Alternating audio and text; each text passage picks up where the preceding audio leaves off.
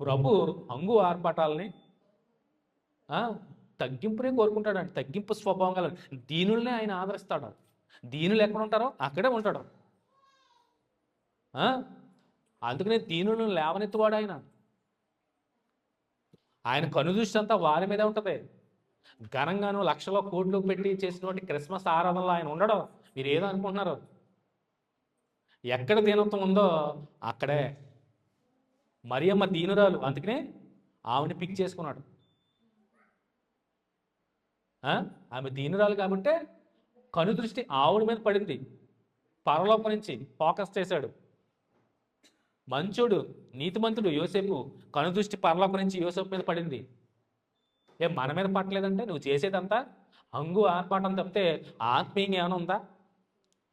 క్రిస్మస్లో ఈరోజు ఆత్మ ఎందలు తీవ్రత గలవారు ఎవరైనా ప్రసంగాలు చేస్తున్నారు. మంచిది, సంతోషం. కానీ ఒక్క ఆత్మ రక్షింపబడుతుందా క్రిస్మస్లో? ఆలోచించేయండి. మీ డంపాలు చూపించుకోవడం తప్పితే చుట్టుపక్కల అందరూ ఇబ్బంది పడుతున్నారే. తోటి క్రైస్తవులే తిట్టుకుంటున్నారే. చాలామంది తిట్టుకుంటున్నారు, మీకు తెలిసే తెలియదు. ఈవెన్ ఏంట్రా బాబు అంటే చెయ్యి, ప్రకటించు. ఎక్కడ ప్రకటించాలి? క్రైస్తవుల మధ్యలోనే క్రీస్తు పుట్టాడని చెప్పేది నువ్వు. ఎవరికి తెలీదో వారికి తెలియచేయి నా లోకరక్షకుడు జన్మించాడని. నీకు దమ్ముంటే అన్యుల మధ్యకెళ్ళి చెప్పు ధైర్యంగా. క్రైస్తవుల మధ్యలో నువ్వు క్రీస్తు పుట్టాడని ఎంత కాల్ చేసినా తెలీదా? మీకు బైబిల్ లేవా? క్రీస్తు పుట్టాడని ఎవరికైనా తెలియదా? ఇక్కడ సంఘంలో వారికి తెలీదా? క్రీస్తు అంటే తెలియదు ఎవరికే? ప్రతి ఒక్కరికి ప్రభు యేసుక్రీస్తు వారు తెలుసు. ఇంక నువ్వు మన సంఘాల్లో వీధుల్లో క్రైస్తవులు ఉండే ప్రాంతంలో క్రీస్తు పుట్టాడని గోల్ చేయడం కన్నా అక్కడికి వెళ్ళి చెప్పు, ప్రకటించు.